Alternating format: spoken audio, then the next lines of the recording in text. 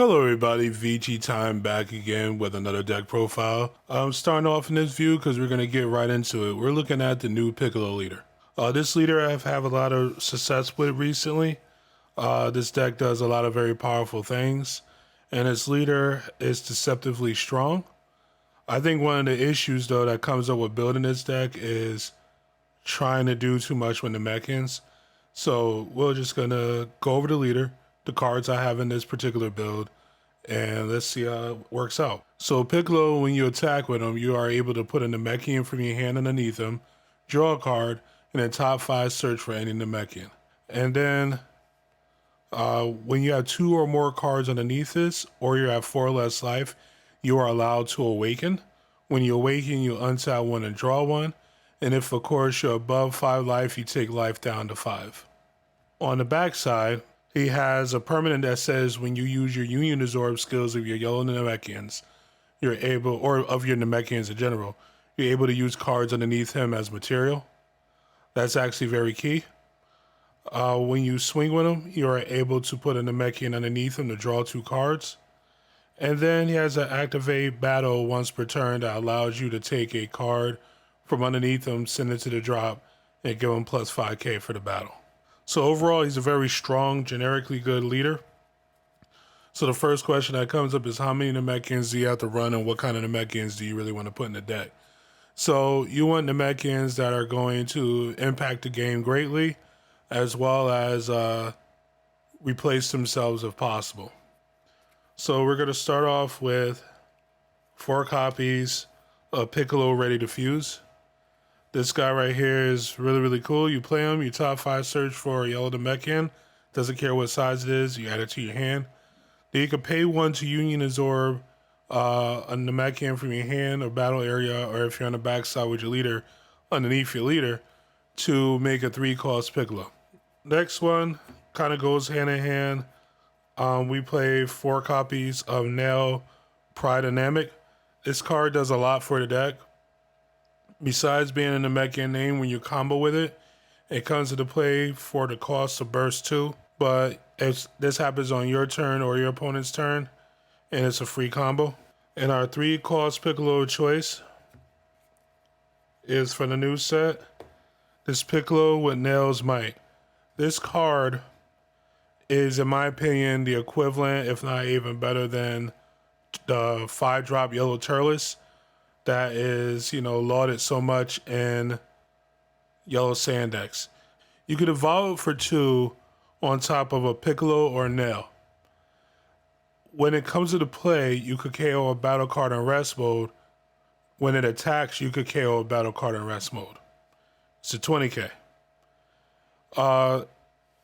So usually, the way the math works out, and the reason why I say he's basically the Yellow Turles, is that you're usually playing a 1-drop Piccolo for 1 energy. You're getting a card off of it, so you got your card. Then you're paying another energy, so you pay in 2 to make this guy to pop a card in rest mode. So for the same 2 energy, you do the exact same thing as Turles does, except for he's not turn or energy locked. So you could do this as early as turn 2. And then every time he swings after that, if they have a battle card in rest mode, he KOs it. So he gains accruing value over time. Next up, we have 4 copies of each Lord Slug. This is the main floodgate of the deck. So this guy right here, Lord Slug, Evil's Invader, allows you to draw a card, and you can pay yellow to either rest an opponent's battle card, or you could trade it in for a 3-cost or less Namekian. Not Namekian, Slug's Army. So that's where we have Lord Slug Super Namekian, and this is the main target. He has the ability to get pitched from your hand, paying yellow to play this guy, but you prefer not to do that. And then you could take, when it's in rest mode, your opponent cannot add cards from their deck to their hand from non-leader skills. So there's some decks where that is devastating, some decks where it's not. But the main thing is that he is still going to prevent them from getting cards here or there. He has barrier, so he's not super easy to take care of. And so they have to kind of run into him. What he does is what I like to call create gravity. So if you're a basketball fan, you know who Steph Curry is. And the big thing Steph Curry does is he runs around the court. And the reason why he does that is that if you are guarding somebody and Steph Curry runs by you, at the risk of not giving him space, you have to come off the guy that you're guarding to close out on him. Because if you don't do that, he's going to make a three-pointer and your team is going to be behind. But in doing so, the ball get passed to the guy that you're supposed to be guarding, and he might make two. Slug does similar things. While he's out there, they're not killing this guy. They're not coming at your leader. They're not going after you, Unison. They're trying to kill Slug because they're like, man, I want to play this card that draws me a card, but I can't because Slug is out there. So he's just important to protecting every other card, protecting your life because he absorbs so many attacks. And as long as you protect him, he's easier to protect than your leader since he's a 20k versus a 15k. Finishing up the mechans, we have 3 copies of Guru. Guru is great. When you awaken, you go down to 5. Guru works if you're at 5 or less. He's searchable by your leader as well as this one drop right here. And, you know, when they swing into Slug for 20, 25 and you go 30, that hurts their heart. Last super combo is our ultimate, Piccolo and Son Gohan, Newfound Might. This card right here, I have seen in every single game because this deck churns through cards like nobody's business. So much so that there's been games I have lost or came close to losing simply due to deck out because I just power through my deck so fast. But this guy is a 30k combo for 5 that cost gets reduced by each card your opponent has in rest mode. So it's easy to pay 1 or no energy for this guy to combo. 30k combo is nothing to sneeze at. It gives you great offense as well as overwhelming defense. And then when it comes into play, it can rest mode an opponent's battle card or unison to draw your card. And it also happens when you swing with it. So again, it keeps accruing more and more value over time, similar to this guy. And with the Sluggers out there, oddly enough, people don't care about this card. They go, oh, just 40k regular. Now, and he's 40k, so I'm not even trying to get over that. We got to get past the Slug. So Slug even protects your ultimate. So next up, we go into yellow good stuff. I'm not going to explain these cards too much because we kind of know what they do already. But we play 4 Repulse and 4 Steadfast Assistance. Again, these are key to protecting Slug, and Slug protects everything else. 2 copies of Chi-Chi Melee Matriarch. This is just a 1-cost barrier guy, so that when you're going against matchups where they have a little bit more removal, you can play it out there. It helps to make sure that Slug's bond is always on, and it replaces itself by drawing a card. If you happen to be going against blue, it does put the imposition that if they untap energy due to a counter attack or due to a counter skill, they have to credit life and lose an energy. Then we have Bergamo. This card floats in and out the list, but basically we have multiple ways of tapping cards. Right now, even just on the table, we have Slug.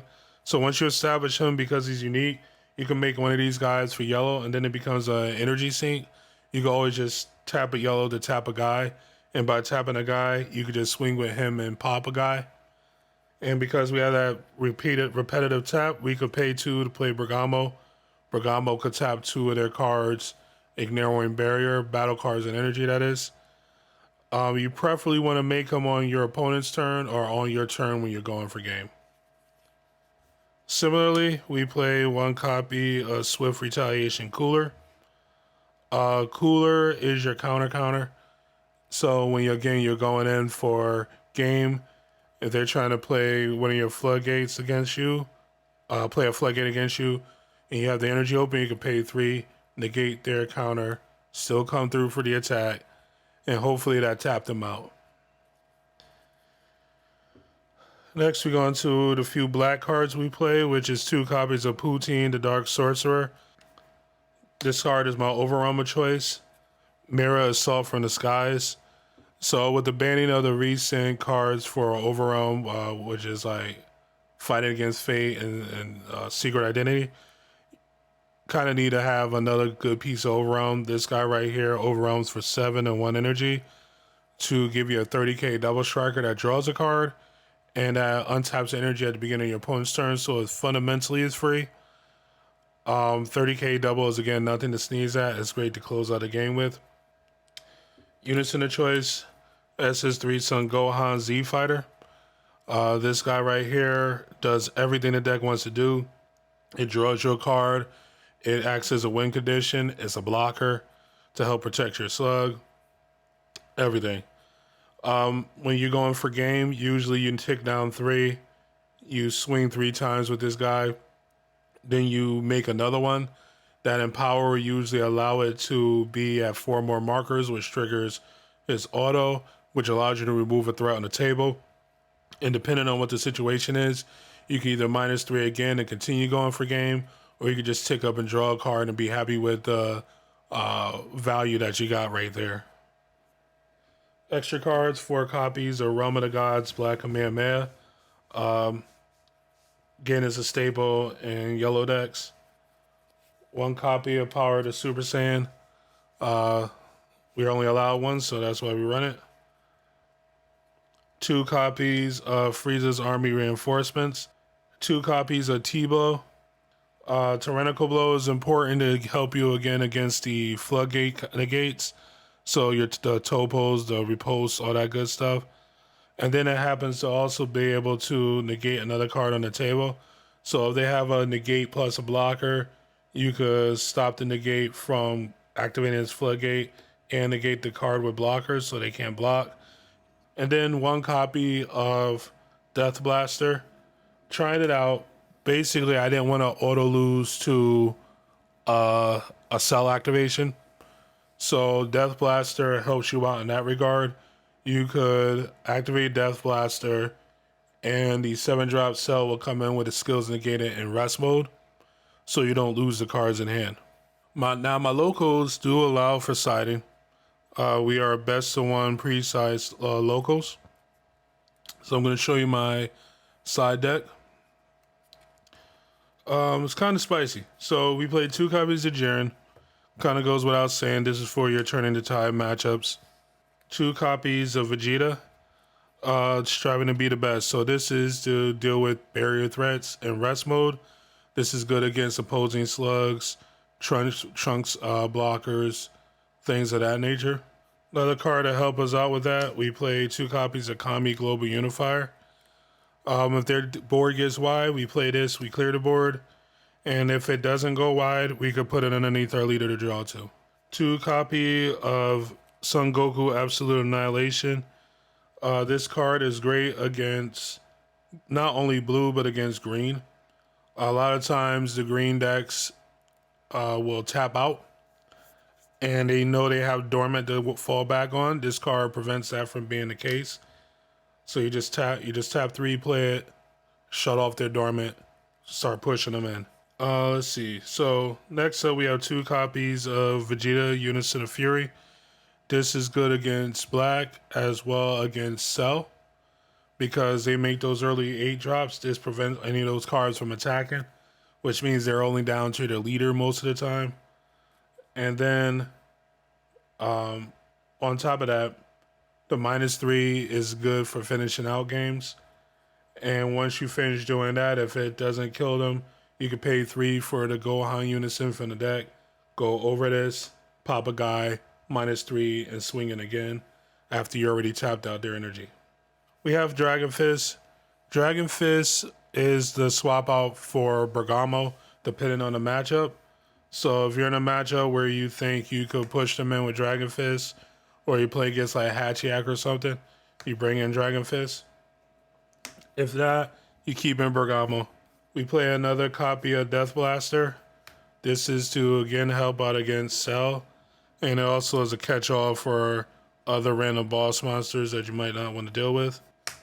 Forbidden Power. Sometimes you just need an additional Floodgate, but one that is not a battle card. So as good as Repulsed is, Forbidden Power against battle cards and against certain decks is strictly better. And then last but not least, Wings the Gargantuan Warrior. So this is a card that I came across, about a year ago, and it's been floating in and out of my sides for yellow decks for a while. So it's a counterplay that just plays itself. And it has an auto that if your leader is yellow or Slug's Army, you get to choose one of your opponent's battle cards or unisons and switch it to rest mode. This ability is not tied to the counter, so it gets around deflect. So as long as it doesn't have barrier, you can play this guy, tap their guy. So this is good against U7. Because a lot of times when they're playing their big guys, they're tapping out for it. And so you can just play this, say no. This is also good because he's a Slug's Army. If you have a 1-drop Slug hanging around, if you're going against blue or yellow that have blocker unisons, you could just sack that guy, play this dude, tap their unison, and now you don't have to worry about the blocker unison. But yeah, that's my 15 card side deck. So hopefully you guys enjoyed this little extra thing to it. And check me out on Tuesdays as I live stream my locals over on Twitch. And I'll see you guys again. This is VG Time signing out.